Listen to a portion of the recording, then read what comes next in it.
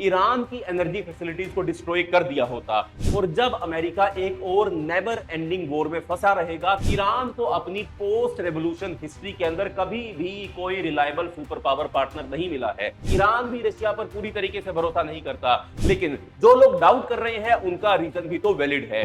नमस्कार साथियों, स्वागत है आपका हमारे यूट्यूब चैनल पर। तो दोस्तों, चाइना के कार्गो प्लेन्स ईरान के आसपास रडार से गायब हो रहे हैं। क्या ये कोई कोइंसिडेंस है या कोई बड़ी जियो स्ट्रेटेजिक चाल चल रही है? आज हम इस मिस्ट्री को डिकोड करने का काम करेंगे। देखिए, 5 चाइनीज 747 कार्गो प्लेन्स ईरान के पास गायब हो गए। कहां जा रहे थे, किस लिए जा रहे थे, क्यों जा रहे थे, क्या लेकर जा रहे थे, किसी को नहीं पता। लेकिन इनके टाइमिंग ने सबका ध्यान अपनी तरफ खींचने का काम किया। ये प्लेन्स चाइना से 15, 16 और 17 जून को निकले। बिल्कुल उसी टाइम निकले जब इजराइल ने ईरान के ऊपर स्ट्राइक्स की थी। ये plane northern China, Kazakhstan, Uzbekistan और तुर्कमेनिस्तान के ऊपर से उड़ते हुए निकले और ईरान के आसपास आते ही रडार से ये गायब हो गए। ऑफिशियल रिकॉर्ड के मुताबिक ये प्लेन्स को यूरोप जाना था, लेकिन एक भी यूरोप तक पहुंच नहीं पाया। इन कार्गो प्लेन्स में अक्सर हैवी मिलिट्री इक्विपमेंट को सप्लाई किया जाता है, इसलिए लोग मान रहे हैं कि हो सकता है कि ये सीक्रेटली हथियार लेकर जा रहे हो। हाँ, ये भी पॉसिबल है कि ये फ्लाइट्स नॉर्मल रही हो तो, या शायद इनके अंदर कोई टेक्निकल ग्लिच आ गया हो। अभी तक कोई सॉलिड प्रूफ किसी भी बात का नहीं मिला है कि ये प्लेन्स ईरान में लैंड हुए भी थे या नहीं हुए थे, लेकिन जो लोग डाउट कर रहे हैं उनका रीजन भी तो वैलिड है। तो चलिए दोस्तों, आज की इस वीडियो में इस सारे सिनेरियो को डिस्कस करते हैं और देखते हैं कि चाइना ईरान को कैसे इस्तेमाल कर सकता है, चाइना ईरान को इस्तेमाल करके अमेरिका को कैसे ब्लीड कर सकता है। अगर अमेरिका और ईरान के बीच में, इजराइल और ईरान के बीच में, इन तीनों के बीच में अगर एक लंबी जंग चलती है तो ये चाइना को कैसे फायदा पहुंचा सकती है, चाइना की क्या स्ट्रेटजी है इसके पीछे। तो चलिए आज की इस वीडियो को शुरू करते हैं, पर उससे पहले चैनल का नाम यदि आइए सब, मेरा नाम है राही मेहता। चैनल को भी सब्सक्राइब कर लें ताकि आप ऐसी इंफॉर्मेटिव एंड इंटरेस्टिंग वीडियोस देखते रहें। तो दोस्तों, अगर हम डिस्कस करना शुरू करें तो चाइना के पास ईरान को सपोर्ट करने की वजह भी है। चाइना की लगभग 16% सी बोन ट्रेड या 16% क्रूड ऑयल इंपोर्ट जो है वो ईरान से आता है। और अगर पूरे गल्फ रीजन को हम देखें तो 50% से ज्यादा जो चाइना को क्रूड ऑयल सप्लाई होता है वो इसी गल्फ रीजन से ही सप्लाई होता है। अगर इजराइल ने ईरान की एनर्जी फैसिलिटीज को डिस्ट्रॉय कर दिया होता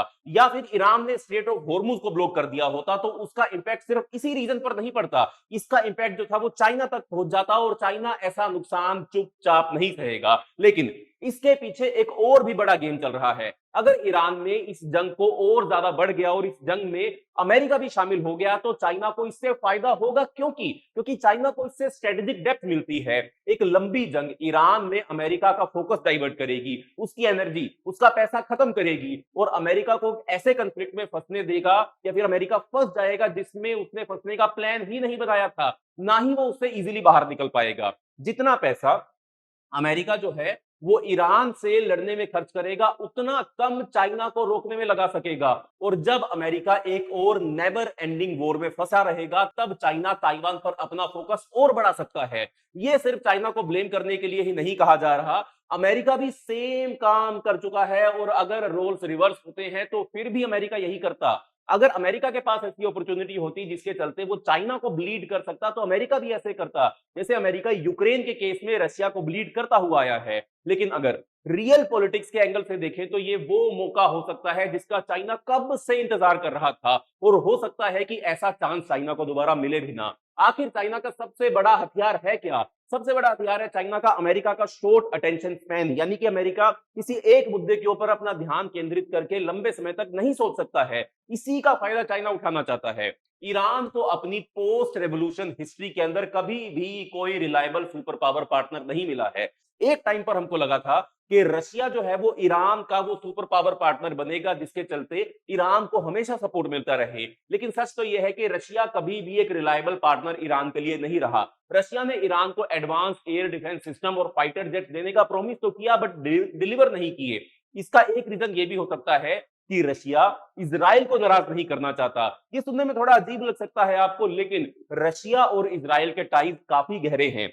10 लाख से ज्यादा इजरायली जो है वो रशियन भाषा बोलते हैं। दोनों कंट्रीज ने सीरिया में मिलकर मिलिट्री ऑपरेशंस भी किए थे और पीछे पीछे दोनों के डिफेंस इंडस्ट्रीज के बीच में साइलेंट कोऑपरेशन भी चलती रहती है। सीधी बात यह है कि रशिया ईरान को फुल सपोर्ट देने का रिस्क नहीं ले सकता है क्योंकि उसके पास होने के लिए काफी कुछ है, लेकिन सिर्फ रशिया ही डिस्ट्रस्ट नहीं करता है, ईरान भी रशिया पर पूरी तरीके से भरोसा नहीं करता।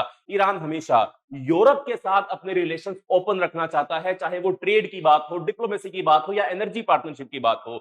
इसी वजह से ईरान के रीजनल गोल्स अक्सर रशिया के गोल से टकरा जाते हैं, खासकर सेंट्रल एशिया या यूरोप जैसे रीजन को लेकर। तो अभी जो ईरान रशिया अलायंस है वो कन्वीनियंस यानी कि सुविधा पर बेस्ड है, कमिटमेंट यानी कि समर्पण पर बेस्ड वो नहीं है।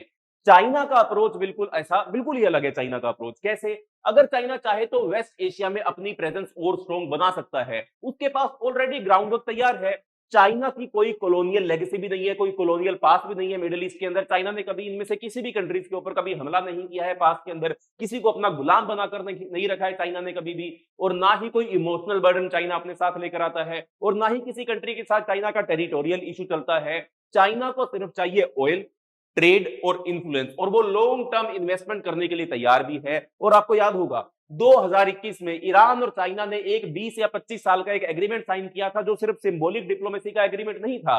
इस डील में दोनों देशों ने एनर्जी, इंफ्रास्ट्रक्चर, टेलीकॉम और मिलिट्री डेवलपमेंट में लॉन्ग टर्म कोऑपरेशन का रोड मैप अपनाया था। इस डील का मेन पॉइंट था कि चाइना को ईरान का ऑयल का एश्योरेंस एक्सेस मिलता रहे और वो भी सस्ते रेट पर मिलता रहे। ईरान को भी इस डील के बदले में बिलियंस ऑफ डॉलर्स की इन्वेस्टमेंट, मेनली जो आपने सुना होगा बेल्ट एंड रोड इनिशिएटिव के चलते ईरान को भी ये सब कुछ मिल गया। रेलवे मिली, डिजिटल नेटवर्क में भी चाइना को उसके अंदर एंट्री मिल गई। और ईरान के लिए ये डील इंटरनेशनल आइसोलेशन से बचने का एक बहुत ही बेहतर तरीका निकली, और चाइना के लिए एक गोल्डन चांस था मिडिल ईस्ट में अपना बेस बनाने का, और वो भी बिना भी एक गोली चलाए। चाइना ने कोई गोली नहीं चलाई, फिर भी मिडिल ईस्ट के अंदर अपनी प्रेजेंस को इतना ज्यादा स्ट्रॉन्ग तरीके से एस्टेब्लिश कर लिया है। और अमेरिका जगह जगह जंग लड़ते लड़ते लड़ते परेशान है, और तब कहीं जाकर मिडिल ईस्ट के अंदर वो अपने आप को स्टेबल रख पाता है। लेकिन चाइना का अलग तरीके से यहां पर एक्सेस है। सीरिया को ही ले लो, ईरान ने असद को सपोर्ट किया जब यूएस और यूरोप उसकी रिजीम को चेंज करना चाहते थे। ये सपोर्ट लॉयल्टी के लिए नहीं था, बल्कि एक स्मार्ट कैलकुलेशन थी। जब असद इंटरनेशनल लेवल पर आइसोलेटेड थे तब ईरान ने उसे सपोर्ट दिया, जिससे ईरान को एक कोलैप्सिंग कंट्री के अंदर जगह बनाने का मौका मिल गया। कमजोर अलाइज को कंट्रोल करना भैया हमेशा आसान रहता है। चाइना भी आज वही प्लेबुक फॉलो कर रहा है। अब ये देखना बाकी है कि वो इसे कैसे यूज कर पाएगा। ईरान को इजराइल से काफी स्ट्रॉन्ग अटैक हमको पता है कि झेलने पड़े हैं, लेकिन अब तक ईरान कोलैप्स नहीं हुआ है। पर हो सकता है कि कभी फ्यूचर के अंदर एक ऐसी मूवमेंट आए कि जंग इतनी भयंकर हो जाए इनके बीच में कि ईरान सच में कमजोर हो जाए, और तब चाइना एंटर कर सकता है। ईरान को बचाने के लिए नहीं, बल्कि उसे रीशेप करने के लिए, उसे नई डील्स करने के लिए, उसे लोन्स देने के लिए, उसे हथियार देने के लिए, और उसके थ्रू वो क्या करेगा? हिडन कंडीशंस अपने साथ लेकर आएगा। वही तो चाइना करता है। हिडन कंडीशंस लगाकर चाइना दूसरी कंट्रीज के रिसोर्सेज के ऊपर अपना कंट्रोल कर लेता है, या फिर उनकी पॉलिटिक्स और इकोनॉमिक्स के ऊपर अपनी ऐसी छाप छोड़ता है कि वो कंट्री जल्दी से उबर नहीं पाती है। ईरान तुरंत चाइना का पपेट या सैटेलाइट स्टेट तो नहीं बनेगा, लेकिन धीरे धीरे धीरे वो चाइना के ऊपर डिपेंडेंट होता चला जाएगा, और इसके साथ उधार में भी डूब जाएगा, और स्ट्रेटेजिकली चाइना से वो बहुत ही ज्यादा कमजोर हो जाएगा और चाइना के कंट्रोल में चला जाएगा। हाँ, ये सारी पॉसिबिलिटीज अभी पूरी तरीके से फिक्स नहीं है, सब कुछ सिचुएशन पर डिपेंड करेगा। लेकिन अगर कोई कंट्री इस कंफ्लिक्ट का फायदा उठा सकती है तो वो चाइना ही है। हर वोर नए प्लेयर्स को इनवाइट करता है। जितनी देर इजराइल ईरान का ये कंफ्लिक्ट चलता रहेगा या फ्यूचर के अंदर दोबारा जब ये कंटिन्यू होगा, उतनी ज्यादा चांसेस हैं कि बाहर की पावर्स इसके अंदर घुस जाएंगी।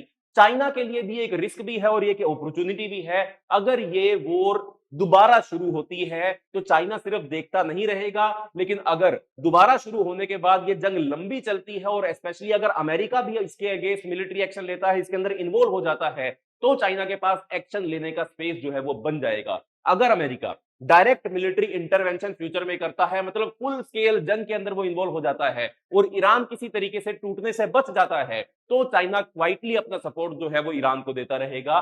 ट्रूप्स नहीं भेजेगा, चाइना क्या देगा? चाइना कॉम्बैट एयरक्राफ्ट देगा, एयर डिफेंस सिस्टम देगा, गाइडेड मिसाइल देगा, सैटेलाइट हेल्प देगा। वो सब जो ईरान के पास या तो नहीं है या बहुत ही कम क्वांटिटी के अंदर मौजूद है। अगर ये सपोर्ट साइलेंटली, रेगुलरली मिलता रहा और इसके चलते ईरान जो है वो अपने आप को बचाकर रख पाया, एक कंफ्लिक्ट में घुस गया पर वो कंफ्लिक्ट जो है वो ईरान को खत्म भी नहीं कर पा रहा है, तो ऐसे में चाइना का फायदा होगा ही होगा।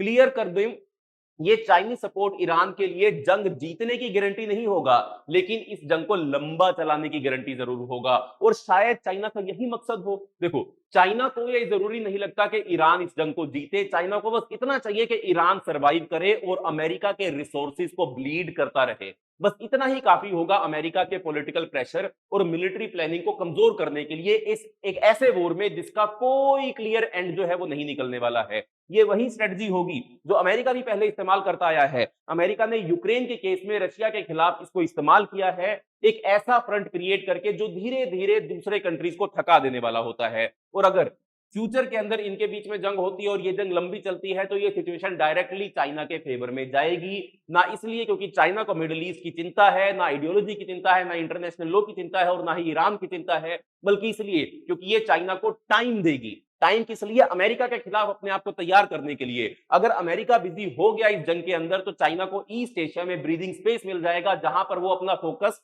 ताइवान के ऊपर कर सकता है। जब अमेरिका एक और फॉरएवर वॉर में घुसा रहेगा तब चाइना क्वाइटली अपना नेवल स्ट्रेंथ भी बढ़ा सकता है, ताइवान के आसपास कई सारे रिएक्शंस कर सकता है, कई सारे टेस्ट कर सकता है। एक डिस्ट्रैक्टेड अमेरिका, मतलब एक अमेरिका जो पूरी तरीके से फोकस नहीं कर पा रहा है, चाइना के लिए बेस्ट मौका होता होगा ताइवान को कैप्चर करने के लिए। सच तो यह है, अमेरिका एक साथ दो बड़ी जंग भी नहीं लड़ पाएगा, स्पेशली अगर उनमें से एक जंग जो है वो बहुत स्लो हो और बहुत एग्जॉस्टिंग हो जाए।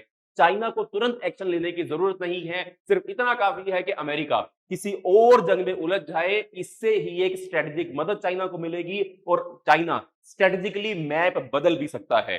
तो दोस्तों, ये था हमारा आज का एनालिसिस। अगर आपको वीडियो पसंद आई हो तो वीडियो को लाइक करें, वीडियो को शेयर करें, वीडियो पर कमेंट करें और हमारे चैनल से जरूर जुड़े ऐसी वीडियोस देखते रहने के लिए। बाय बाय, धन्यवाद, जय हिंद।